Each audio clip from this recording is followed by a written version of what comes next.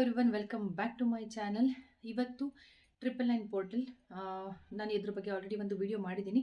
999 portal ದಿವಸ ಏನೇನು ರಿಚುವಲ್ಸ್ನ ಮಾಡಬೇಕು ಅಂತ, ಹಾಗೆ ಹನುಮಾನ್ ಚಾಲೀಸ ಓದೋದು ಕೂಡ ಹೇಳಿದ್ದೆ.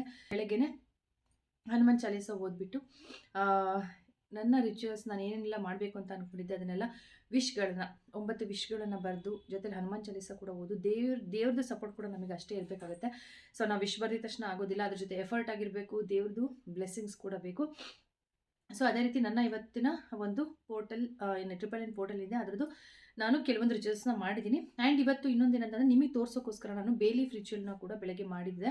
ಸೊ ಆ ಬೇಲೀಫ್ ರಿಚುವಲ್ ನಾನು ಇಲ್ಲಿ ವಿಡಿಯೋದಲ್ಲಿ ಹಾಕ್ತೀನಿ. ಯಾರಿಗೆ ಬೆಳಗ್ಗೆಲ್ಲ ಮಾಡೋಕ್ಕಾಗಿಲ್ಲ ಅನ್ನೋರು ಅದನ್ನು ಈವ್ನಿಂಗ್ ಕೂಡ ಮಾಡ್ಬೋದು. ಏನಿಲ್ಲ, ಒಂದು ಸಿಂಪಲ್ಲಾಗಿ ಒಂದು ಬೇಲೀಫ್ ತೊಗೊಳ್ಳಿ, ಸ್ವಲ್ಪ ಕ್ಲಿಯರ್ ಆಗಿರಲಿ, ಅಂದರೆ ಯಾವುದೇ ರೀತಿ ಕಟ್ಸ್ ಆಗಿರಬಾರ್ದು, ಯಾವುದೇ ರೀತಿ ಫೋಲ್ಡ್ ಆಗಿರೋದು ಆ ಥರ ಏನೂ ಆಗದೆ ಕ್ಲಿಯರ್ ಆಗಿರೋ ಒಂದು ಪಲಾವೆಲೆ ಬೇಲೀಫ್ನ ತೊಗೊಂಡ್ಬಿಟ್ಟು ಅದ್ರ ಮೇಲೆ ಫಸ್ಟು 999 ಬರೀರಿ, ಇನ್ಫಿನಿಟಿ ಸಿಂಬಲ್ ಬರೀರಿ. ನಿಮ್ಮ ಮನಸ್ಸಿಗೆ ಯಾವುದು ತುಂಬ ಬೇಕೇ ಬೇಕು ಅನ್ನೋಂಥ ವಿಷಯದ ಒಂದು ವಿಷಯನ ಅದ್ರ ಮೇಲೆ ಬರೆದ್ಬಿಟ್ಟು ಗ್ರೀನ್ ಪೆನ್ನಲ್ಲಿ ಬರೀರಿ, ಅಥವಾ ರೆಡ್ ಪೆನ್ನಲ್ಲಿ ಕೂಡ ಬರಿಬೋದು. ಬ್ಲ್ಯಾಕ್ ಬೇಡ, ಬ್ಲೂ ಕೂಡ ಬರಿಬೋದು. ಸೊ ಇದರಲ್ಲಿ ಗ್ರೀನ್, ರೆಡ್ ಮತ್ತು ಬ್ಲೂ ಪೆನ್ನಲ್ಲಿ ಬರೆದ್ಬಿಟ್ಟು ನೀವು ಇದನ್ನು ಬರ್ನ್ ಮಾಡಬೇಕು. ದೇವ್ರ ಮುಂದೆ ಹಚ್ಚಿರೋ ದೀಪದಲ್ಲಾರು ಬರ್ನ್ ಮಾಡಿ, ಅಥವಾ ಒಂದು ಕ್ಯಾಂಡಲ್ ಹಚ್ಚಿಬಿಟ್ಟು ಅದರಲ್ಲಿ ಕೂಡ ಬರ್ನ್ ಮಾಡಿ ಒಂದು ಬೌಲ್ನಲ್ಲಿ ಇಟ್ಕೊಂಡು ತೊಗೊಂಡೋಗಿ ಹೊರಗಡೆ ಒಂದ್ಸರಿ ಯೂನಿವರ್ಸಿಗೆ ಇನ್ನೊಂದ್ಸರಿ ಅದನ್ನು ವಿಜುವಲೈಸ್ ಮಾಡ್ಕೊಳ್ತಾ ಯೂನಿವರ್ಸ್ಗೆ ಅದನ್ನು ಕೊಟ್ಬಿಟ್ಟು ಅದನ್ನು ಬ್ಲೋ ಮಾಡಿಬಿಟ್ಟು, ಮೀನ್ಸ್ ಅದನ್ನು ಒಂದು ಬೌಲಲ್ಲಿ ಹಿಂಗೆ ಇಟ್ಕೊಂಡೋಗಿರುತ್ತೆ, ಉಫ್ ಅಂತ ಗಾಳಿಗೆ ಅದನ್ನು ಊದಿ ಬಿಡಬೇಕು. ಸೊ ಈ ಒಂದು ರಿಚುವಲ್ನ ನೀವು ಮಾಡೋದ್ರಿಂದ ನಿಮ್ಮ ಮ್ಯಾನಿಫೆಸ್ಟೇಷನ್ ಬೇಗ ಆಗುತ್ತೆ. ಆ್ಯಂಡ್ ಇನ್ನೊಂದು ಏನಂತ ಅಂದರೆ, ತುಂಬ ಜನ ಆಫೀಸ್ ಗೋಯಿಂಗ್ ಇರ್ತೀರಾ, ನಮಗೆ ಬೆಳಗ್ಗೆ ಆಗಲ್ಲ ಈವ್ನಿಂಗ್ ಮಾಡ್ಬೋದು ಅಂತ ಕೇಳಿದರೆ, ಸೊ ಈವ್ನಿಂಗ್ ಕೂಡ ಮಾಡ್ಬೋದು. ಆ್ಯಂಡ್ ನಾನು ಹೇಳಿದಾಗೆ 9 ಸರಿ ನೀವು ವಿಶ್ನ ಬರೆಯೋದು ಹೇಳಿದ್ದೆ. ಆ್ಯಂಡ್ ಇವತ್ತು ಇನ್ನೊಂದು ರಿಚುವಲ್ ಏನಂತ ಅಂದರೆ, ನೀವು ಇವಾಗ ಏನು 9 ಸರಿ ಬರೀತೀರಾ, ದಿನ ರಾತ್ರಿ ಅದೇ ಟೈಮಿಂಗ್ಸಿಗೆ 9ಗೆ ಅಥವಾ 9 o'clockಗೆ 9 ಸರಿ ಇವತ್ತೇನು ವಿಶ್ನ ಬರೀತೀರಾ ಅದನ್ನು 9 days ಕಂಟಿನ್ಯೂಸ್ ಆಗಿ ಕೂಡ ನೀವು ಬರಿಬೋದು. ಇವತ್ತೊಂದು ದಿವಸ ಕೂಡ ಮಾಡಿ ಬಿಡ್ಬೋದು, ಅಥವಾ ಬರಿತೀನಿ ಪ್ರಾಬ್ಲಮ್ ಇಲ್ಲ ಅನ್ನೋರು 9 ದಿವಸ ಈ ರಿಚುವಲ್ನ ಮಾಡ್ತಾ ಹೋಗಿ. ಮೀನ್ಸ್ ಇವತ್ತು 9 ದಿವಸ ಬರೆದಿದ್ದೀರಾ ಅಂದರೆ ನಾಳೆ 9 ದಿವಸ, 9 ದಿವಸದೊಳಗಡೆ ನಿಮ್ಮ ಒಂದು ವಿಶ್ ಆಲ್ಮೋಸ್ಟ್ ಆಗುತ್ತೆ.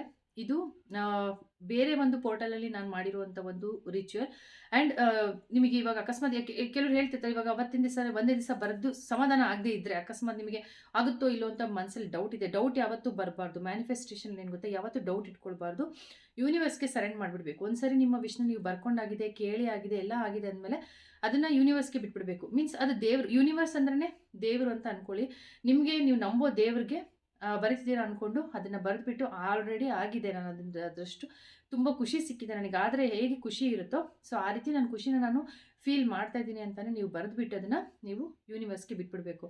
ನೀವೊಂದು ಬುಕ್ಕಲ್ಲಿ ಬರೀತಿದ್ದೀರಾ, ಡೈರಿಲಿ ಬರೀತಿದ್ದೀರಾ ಅಂತ ಅಂದರೂ ಕೂಡ ಅಷ್ಟೇ. ನಾನೊಂದು ನೋಟ್ಬುಕ್ಕಲ್ಲಿ ಬರೀತಿದ್ದೀನಿ ಕಂಪ್ಲೀಟಾಗಿ. ನಾನು ಎಲ್ಲ ಅದರಲ್ಲಿ ಪ್ರತಿಯೊಂದು ವಿಶ್ ನಮಗೆ ಏನು ಅನ್ಸುತ್ತೋ ಅದನ್ನು ನಾವು ನೋಟ್ಬುಕ್ಕಲ್ಲಿ ರೈಟ್ ಡೌನ್ ಮಾಡ್ತಾ ಇರಬೇಕು ನಮ್ಮ ವಿಶ್ಗಳನ್ನ. ಸೊ ಒಂದಲ್ಲ ಒಂದು ದಿವಸ ನಿಜವಾಗ್ಲೂ ಅದು ನಿಜ ಆಗುತ್ತೆ. ಸೊ ಹೀಗೆ 9 days ಕೂಡ ನೀವು ಮಾಡ್ಬೋದು. ಇವತ್ತಿಂದ ಸ್ಟಾರ್ಟ್ ಮಾಡಿ, ಇವತ್ತು ನೈಟಿಂದ ಸ್ಟಾರ್ಟ್ ಮಾಡಿ 9 o'clockಗೆ ಕೂತ್ಕೊಂಡು ಬರೀರಿ. ಬರೆದಾದ್ಮೇಲೆ ಅದನ್ನು ಡೈಲಿ 9 times ಬರೀರಿ. 9 daysನ ಬರೀರಿ. ಆದಷ್ಟು ನಿಮ್ಮ ವಿಶ್ ನಿಮಗೆ 9 days ಒಳಗಡೆನೇ ಆಗುತ್ತೆ ಅನ್ನೋ ಕಾನ್ಫಿಡೆನ್ಸ್ನ ಇಟ್ಕೊಂಡು ಬರೀರಿ. ಕೆಲವೊಂದು ವಿಷಯಗಳು ಯಾವುದಾದ್ರೂ ಆಗುತ್ತೆ, ತುಂಬ ಈಸಿ ಇದೆ ನಿಮ್ಮ ಲೈಫಲ್ಲಿ ಅಂದರೆ ಸಿಗೋಕ್ಕೆ ಚಾನ್ಸ್ ಇದೆ ಅಂತ. ಇವಾಗ ನಮಗೆ 9 ದಿವಸದಲ್ಲಿ 1 ಕೋಟಿ ಬೇಕು ಅಂತ ಬರೆದ್ರೆ, ನಾವು 1 ಕೋಟಿ ಬರೋಕ್ಕೆ ಏನಾದ್ರು ಎಫರ್ಟ್ ಹಾಕಿದರೆ ಬರುತ್ತೆ.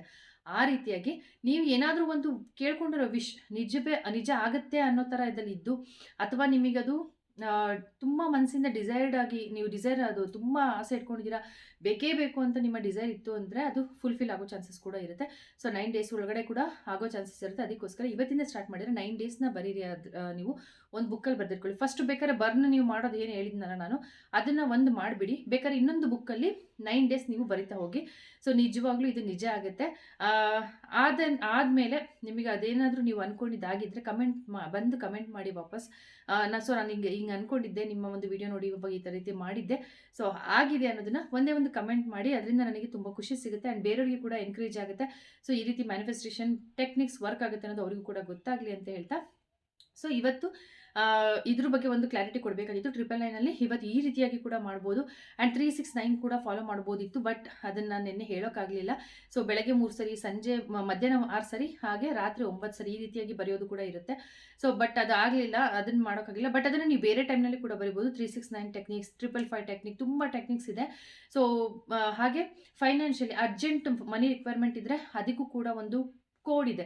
ಸೊ ಆ ಕೋಡನ್ನು ಬರೆಯೋದಾಗಿರ್ಬೋದು ಅಥವಾ ಚಾಂಟ್ ಮಾಡೋದಾಗಿರ್ಬೋದು ಅಥವಾ ಬರ್ಕೊಳ್ಳೋದಾಗಿರ್ಬೋದು. ಸೊ ಈ ರೀತಿಯಾಗಿದೆ. ಬಟ್ ಅದನ್ನು ನೆಕ್ಸ್ಟ್ ವಿಡಿಯೋದಲ್ಲಿ ಹೇಳ್ತೀನಿ.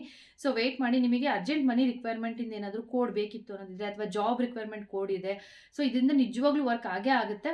ಬೇಕು ಅನ್ನೋರು ನನಗೆ ಕಮೆಂಟ್ಸ್ ಮಾಡಿ. ನೆಕ್ಸ್ಟ್ ವಿಡಿಯೋದಲ್ಲಿ ಅದನ್ನು ಕೂಡ ನಿಮ್ಮ ಜೊತೆ ಶೇರ್ ಮಾಡ್ಕೊಳ್ತೀನಿ ಅಂತ ಹೇಳಿ ನೆಕ್ಸ್ಟ್ ವಿಡಿಯೋದಲ್ಲಿ ಸಿಗ್ತೀನಿ. ಯಾರೆಲ್ಲ ಹೊಸದಾಗಿ ನನ್ನ ಚಾನಲ್ ನೋಡ್ತೀರಿ ಚಾನಲ್ನ ಸಬ್ಸ್ಕ್ರೈಬ್ ಮಾಡ್ಕೊಳ್ಳಿ ಅಂತ ಹೇಳ್ತಾ thank you so much for watching. Take care. Bye.